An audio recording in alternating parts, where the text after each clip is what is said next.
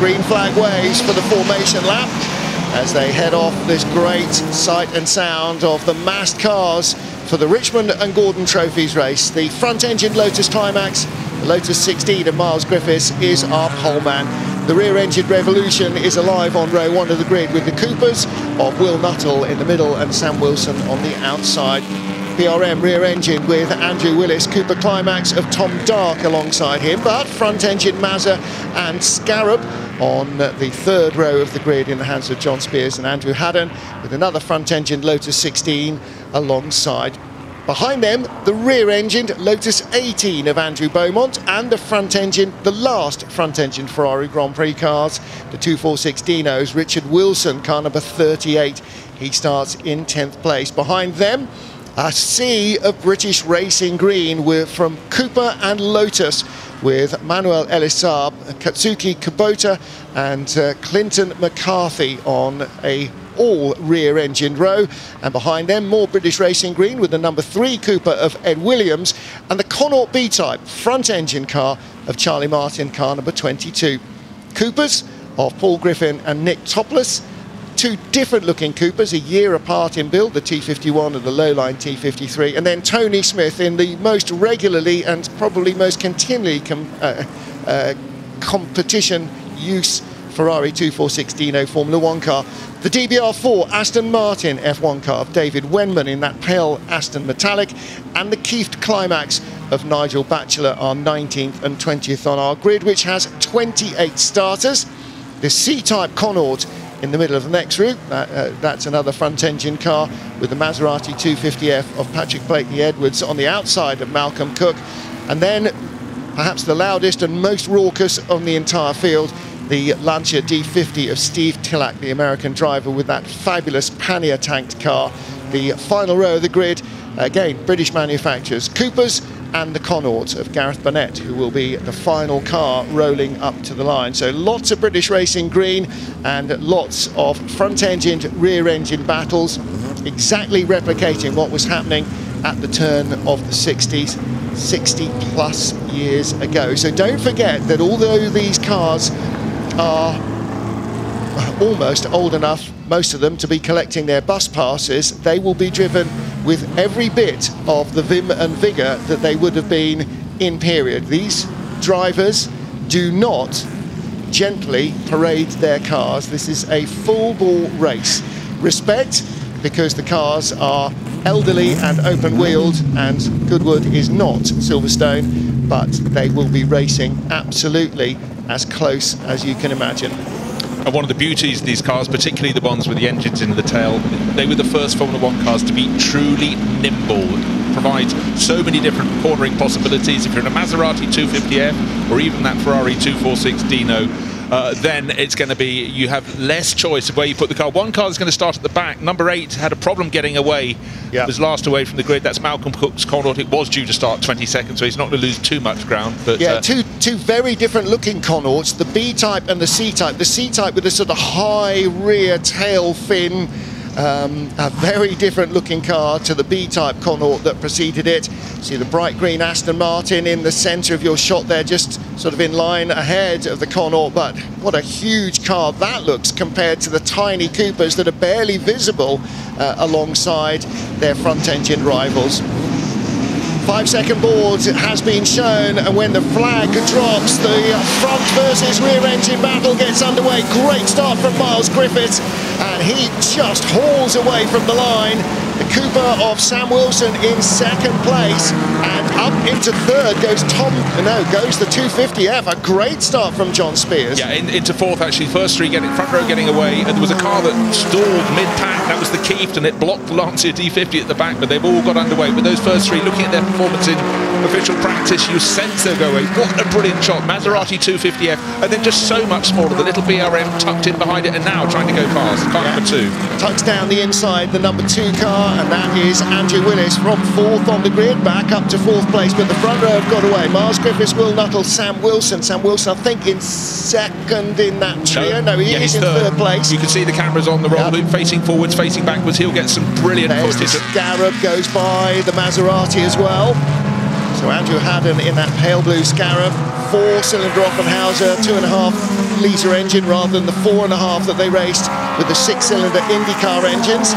Well, Andrew Haddon's going very well. He's one of the few drivers to gain lots of places. He's gained 2 positions and he's up from 7th to 5th. Now, what I sense is that Sam Wilson in 3rd. Second of those 2 low-line Coopers, getting a little bit closer into the chicane to the tail of Will Nuttall, but just every instant Miles Griffiths going, you fight, I'm escaping. Well, Miles Griffiths, this was the 2nd practice session on Friday. Miles had already been out in a car in the 1st practice session, and after he qualified on pole, he did say, I've just been out on the track, all these guys have been sitting waiting. He said, that was a big advantage. Now, that's not the case here. He hasn't just been out in the previous race. They're all just coming into this cold, but Miles definitely had the pace in the car as well. He set the fastest race lap already, 125.5 compared to the 127s of the car, 126.5 compared to the 127s of the cars behind. So that front-engine Lotus, the classic Lotus green with the yellow wobbly wheels, makes it very easy to spot, and that long frontal nose. But Colin Chapman was always about light cars, about efficient cars, because he often had low-powered cars, and as a result, that Lotus is still really neat and tidy through the air. It's not a big, tall engine in the front of it. Colin Chapman made sure that it was as aerodynamically efficient as humanly possible. Miles Griffiths knows the car as well as his rivals know theirs. So Miles leads, Will Nuttall 2nd, and in 3rd place is Sam Wilson. Again, those classic Cooper colours, British Racing Green with the twin Cooper stripes. There's Tom Dark with the red nose. Right behind him, the pale green car of Andrew Beaumont, who's come up nicely from starting down in 9th place. Yeah, it's a tight mixture. I'm just sensing at the moment, for some reason, Sam Wilson isn't quite as confident through corners like Woodcote as the other Cooper lowline driver, Ian Nuttall, who's just... Oh, Ian having a massive twitch. You don't want to lose momentum. There's horsepower, but not as much as you want.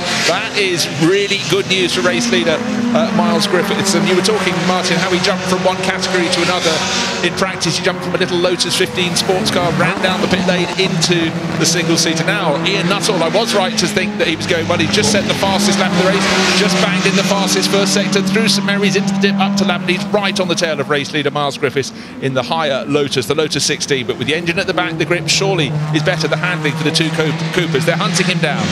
Well, what you will probably find is the Cooper has brought its rear tyres up to temperature quicker maybe than the Lotus has, because they're doing a little bit more work with the engine placed above them. And Will Nuttall right behind the Lotus. He's going to have to go the long way round the outside. Miles Griffiths is taking the inside line. Just a quick glance in the mirrors. Where is he? Where is he? Okay, we're safe here. That means Miles knows he can drift out a little wide between the 2 apexes in Woodcote, down into the chicane. The front-engine Lotus still leads the low-line Coopers in 2nd and 3rd. But you wonder for how long. Again, Miles Griffiths checks the mirror, has a long double look in the mirror. Where's Will Nuttall? Well, the Lotus, as we saw from the start, it got away like a scalded cat at the start. It definitely has great traction out of the chicane and pulls away from the Coopers. And then on the run round down towards Ford Water and St Mary's, Will Nuttall is right there again, and another fastest lap from him. Well, and through he goes. Through, just so confident. He just seems to have the grip where the Lotus in front didn't, and the similar Cooper behind did not either. But that was brave. Ford Water and St Mary's, you've got to trust the other driver to say, I'm coming up the inside, just please don't close the door, because it takes 2 to tango, 2 to tangle. Well, he studied Miles Griffiths for the last couple of laps, and Griffiths is slowing. Problem for the Lotus 16, car number 1. Miles Griffiths slows there, definitely. The way that Will Nuttall went through, he's looking on the outside. He's looking on the outside.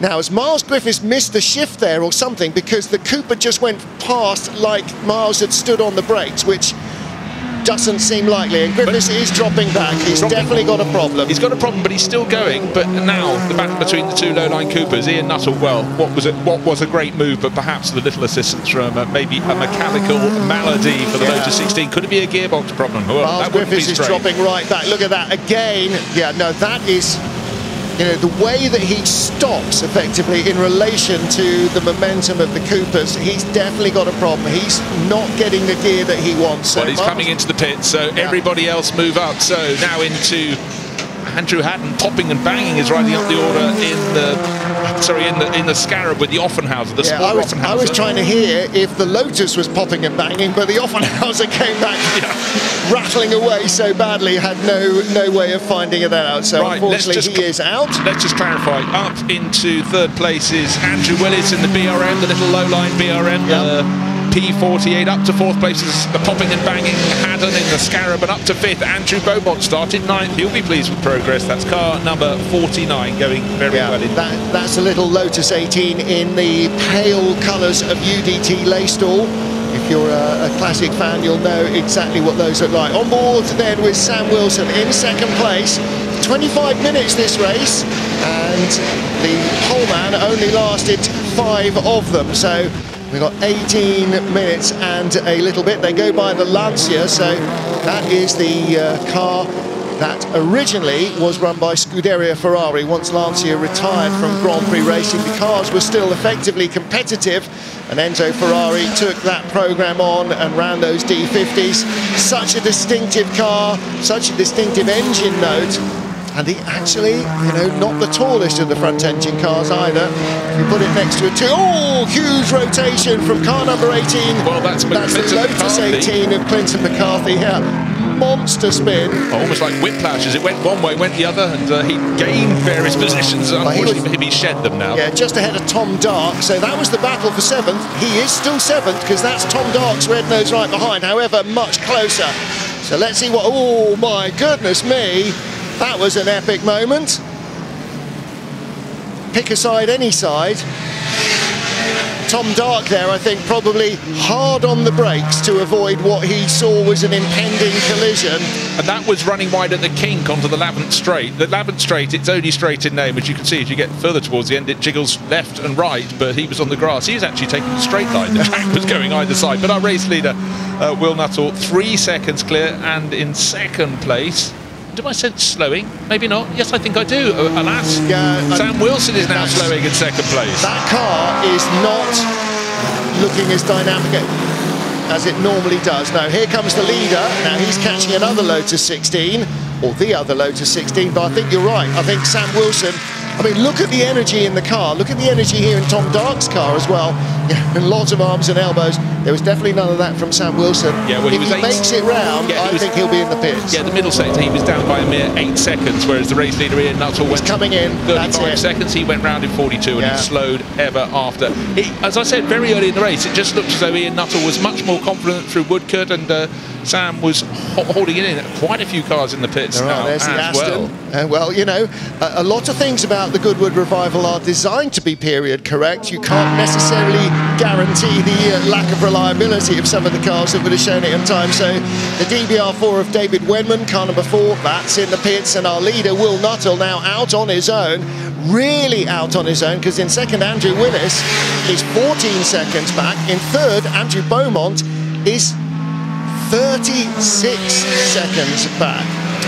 Right, and the car that our race leader Ian Nuttall just passed was one of the best sounding cars in the field. It's the Keith Climax GP. It was a different Climax engine to its rivals. It wasn't ready in time. The car was never completed in time, but that car right at the tail of the field really making a great sound. Well, he's just gone by the battle between Charlie Martin and Nick Topless. Charlie Martin, car number 22, Nick Topless, car number 9, were just half a second apart halfway around the lap. That's now grown a little bit.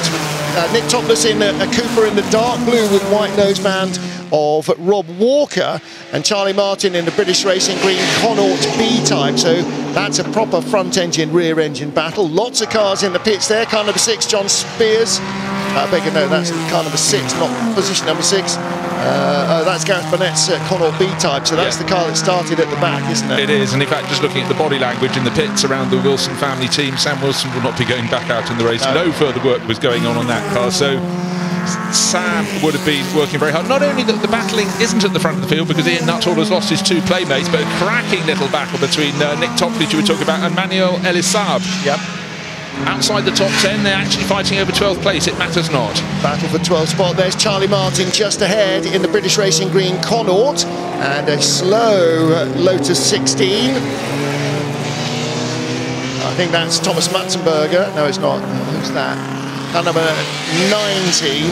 All right, going very slowly. Oh no, is that Katsuki Kubota? It could be Katsuki Kubota, but yes. So the Lotus 16, famous in period for being famous for having mechanical problems, and it's a car that Graham Hill drove at the start of his Formula 1 career. Yeah, car number 19 into the pit. So it's Joaquin Folk Rossignol. Sorry, we skipped down the entry list, and the Spanish driver.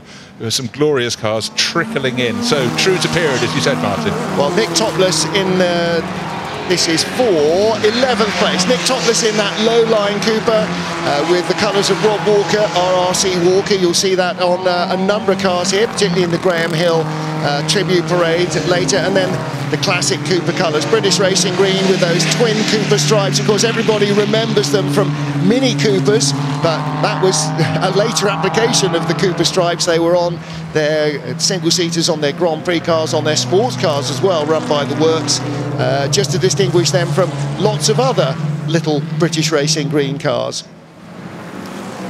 Ian Nuttall, by the way, now 15 seconds clear. He can pace it through to the end. He's still got 13 minutes. He's still got half this race. It's a 25-minute enduro. And but alas, with his friends and rivals at the front field having dropped out, things very hard. Yeah, Andrew Willis in second place is up from fourth on the grid in the BRM. So we have Cooper leading, BRM in second place, and in third place Andrew Beaumont in the Lotus. And so that's a Lotus 18 again. They are all rear engine cars. That's not from performance, it's from a little bit of frailty. So that's a big change. Paul Griffin, you just saw going through the chicane there in his Rob Walker coloured Cooper Climax. And Paul Griffin is right in the middle of the field in 13th place, in fact. And he's got a battle on his hands as well. So the good news for Ian Nuttall, not only is he leading by a very large margin, he's got no one on his tail, so he can pick his moment as to when he goes past these gaggles. There are cars fighting up and down the order. He can just choose. He can hang back for a few moments, take it on the exit of the corner, not on the way in. Right, keep your eyes open around the circuit for car number 58. That's green and yellow, Lotus 16, so the front engine green and yellow car. And the Aston Martin DB4 potters back into the pit. Ewan Surgison, sorry, in car number 58, was 24th on the grid, currently 9th. So Ewan Surgison having quite a good race. And knowing Ewan, he's probably got his Graham Hill helmet on as well. Yeah, covering his wax moustache for the moment. So for poor David Wenman, the Aston Martin, it was too little too late. It was front engine. That's a second pit stop, and in a 25-minute race in your Aston Martin, you don't want any pit stops.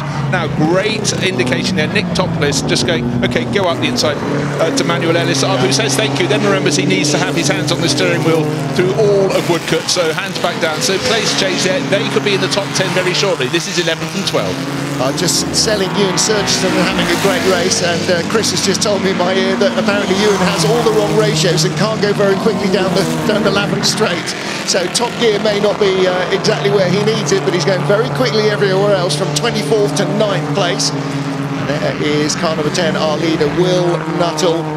Started from the centre of the front row of the grid. He was 8/10 away from Coleman Miles Griffiths in qualifying, but again Miles attributed that amount of margin over his regular rivals to the fact that he'd already been out for 20 minutes and came straight back in and jumped into another car and went out to qualify. And the fact that it was a different car was less of a disadvantage than having had 20 minutes dialing himself into the track was an advantage. However, reliability wasn't his friend. We're seeing here, oh my goodness, that's the number 4 Aston. No, that's the Keith, that's Nigel Batchelor going around. It's a slightly lighter colour. David Wenman's got the Aston Martin back in the pits for a second time, so a little bit of a rotation out there. Car number 2 in second place. This is Andrew Willis in the BRM, P48 BRM. Again, a variation of British Racing Green for the cars built in Bourne in Lincolnshire. Not quite as close to Motor Racing Triangle as most of the other small manufacturers who survived, and perhaps that's part of the reason why. A satellite, one could say, up there in the wilds of Lincolnshire, but a great car. Finished 5th in the Goodwood Trophy here in 1960. And a really pretty little thing again, you know, a variation of the classic cigar tube, a little more of an oval rather than circular opening to the air intake at the front. Third place in your race, third on the charts, is car number 49, Andrew Beaumont, again that UDT Lacedale pale green with the tartan noseband. But it's the best battle in the race because Andrew Beaumont, John Spears, Clinton McCarthy and Tom Dark covered by about 3 seconds. That's third through to 6th place. How's it going to go? All in shot there, each in a different car. How fabulous is that? So you've got one rear-engine car one front-engine car, beg your pardon, battling with the 3 rear-engine machines. So that bright red number 34 Maserati 250F. The last of the dinosaurs, almost. The slightly longer lived, in Grand Prix terms at least, Ferrari 246 Dino had its last front-engine Grand Prix win in 1960. They do look like cars from different ages. They raced at this within a few years. It's a bit like when the little single-seaters went over to play with the Indy Roadsters, the Indy 500. At first the Americans laughed, but after a while they weren't laughing anymore. Well, you saw the Mazda losing out there to car number 18, Clinton McCarthy in the Lotus 18, and Tom Dark goes through as well in his Cooper. Very different colour scheme on that car with that bright red swathe across the nose, and you see the very different air intake as well, all the way down the side of the car, whereas the others just have an air intake at the rear.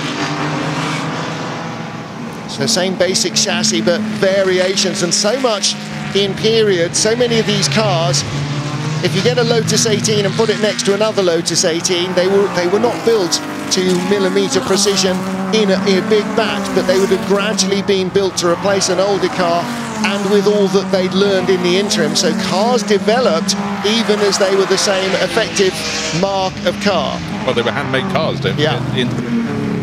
In the 1950s in particular. In the 1960s, people started to engineer them a little bit more. But again, 2 Lotus 18s and a Maserati 250F, along with the Cooper, that's very much the mix. But the driver of the Aston Martin actually now just really starting to struggle a bit and letting them buy. In fact, that's Pat Blakeney-Edwards. This is the Maserati 250F that was in bits on the paddock floor yesterday afternoon through to the evening. So I think, and certainly again with the 2 Maseratis together, number 34 coming up behind 21. They have John Spears on the lead lap, and now Pat Blakeney-Edwards clearly nursing a problem, letting it fall through. Looking left and right down at the car. Yeah, it's not the happiest 250F. Pat Blakeney-Edwards knows plenty about driving these cars, knows an awful lot about running historic cars as well, so he will be doing his best to keep the car going, nurse it through to the checkered flag, get a finish. But that's not always guaranteed. And this is one of the things we've been talking about. When you prepare cars, you've also got an extra dimension for hearing potential problems, and all well and good being quick in the car, but if you don't hear them and you're not nursing the car, and cars in the 50s, it was about getting them to the end of the races. A lot of them really had so many mechanical failures, and that's why you saw so many drivers in the mid-50s actually sharing a car, because their car would break and the junior driver in the team would have to bring their car in for an unwanted pit stop, driver change, and we'll get a share of maybe a top 3 position. However, it was a time of mechanical frailty.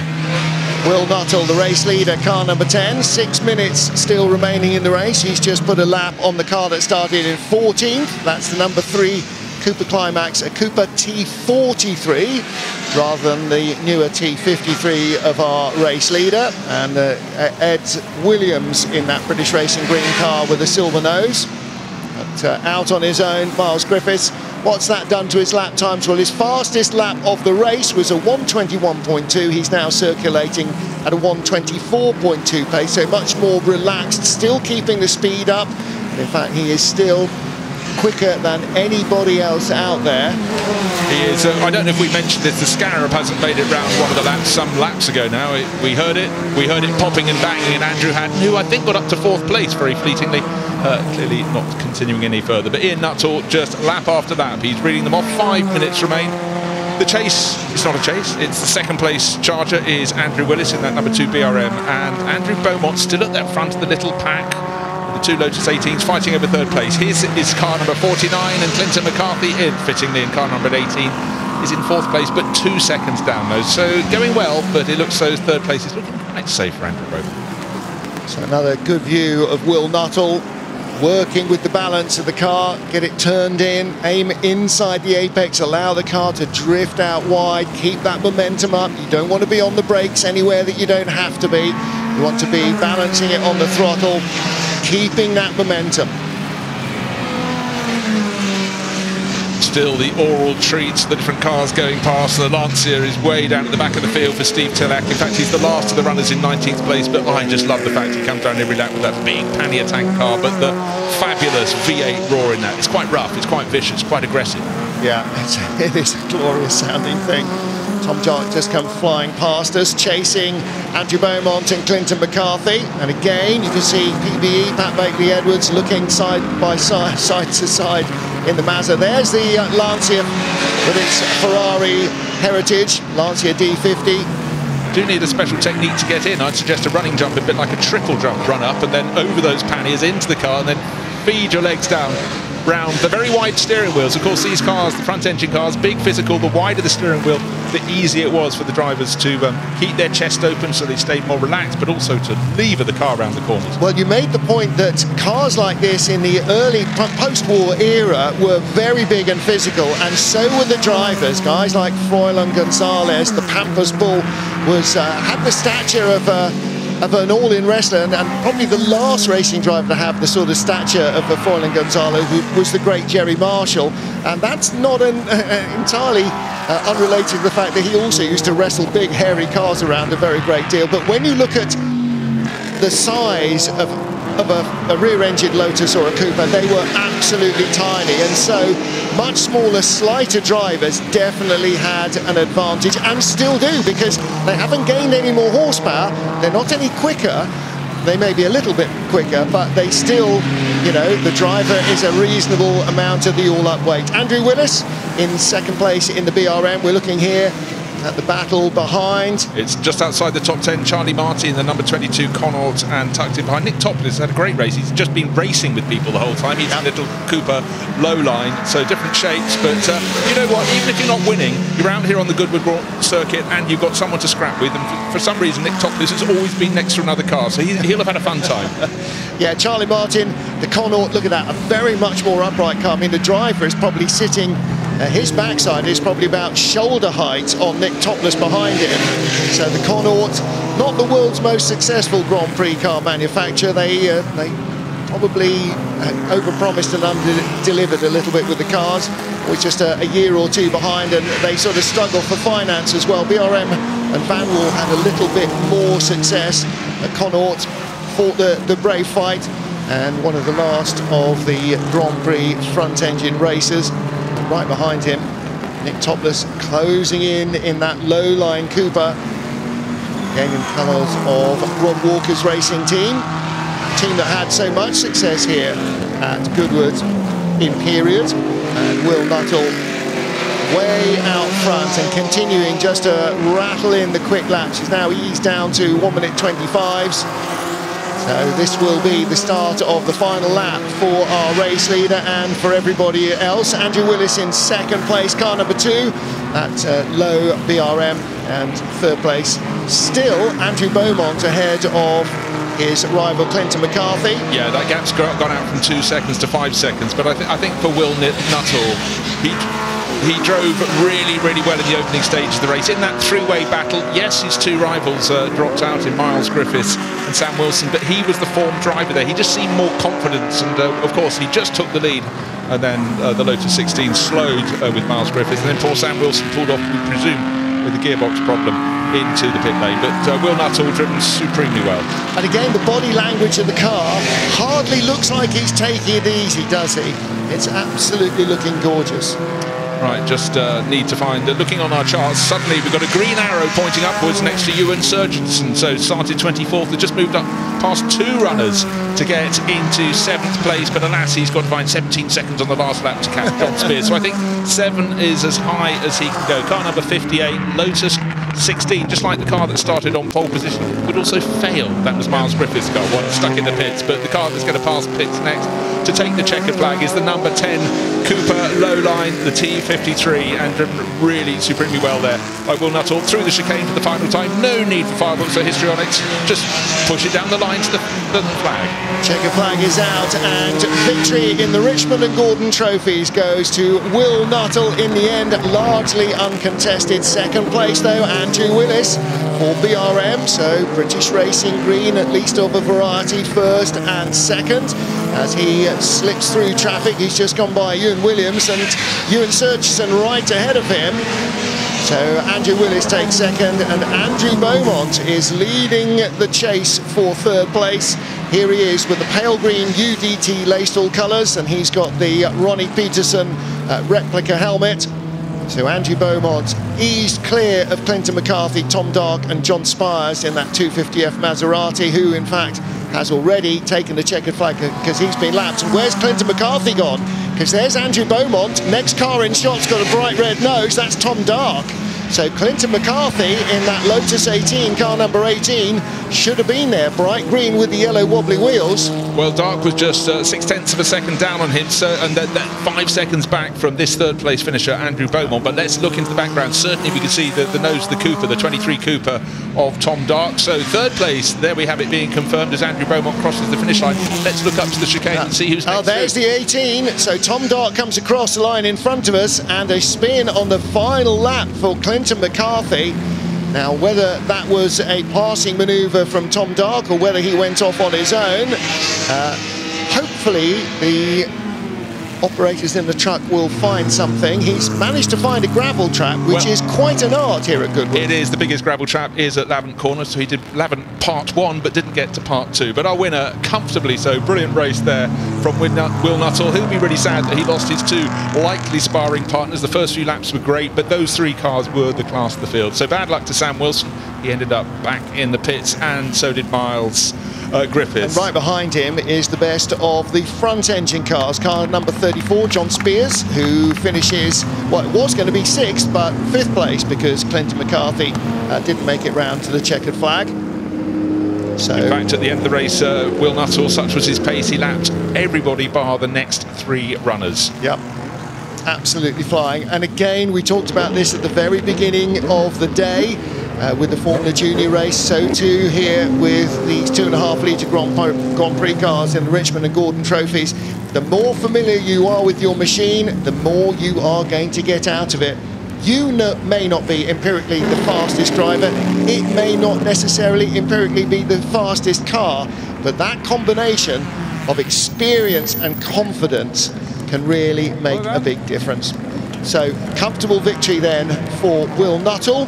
22.001 seconds ahead of Andrew Willis in 2nd place, and Andrew Beaumont finishing in 3rd spot.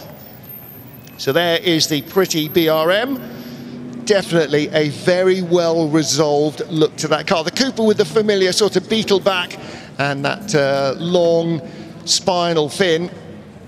That's the BRM, an absolutely classic schoolboy driver design of car. And Will Nuttall receiving congratulations all round. A proud moment. It can never, I'm sure, be a disappointment to win a race here at Goodwood.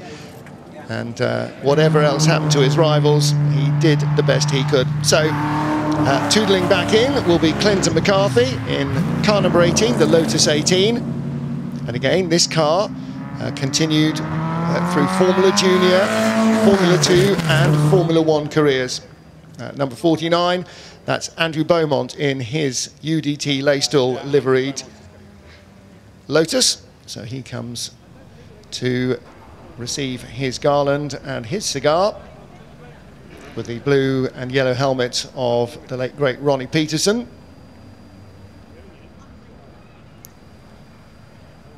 So 2 Ronnie Peterson connections in 2 races. We had this Faber in the Formula Junior field, a car designed by 2 Swedish racing enthusiasts, one of whom was Ronnie Peterson's father.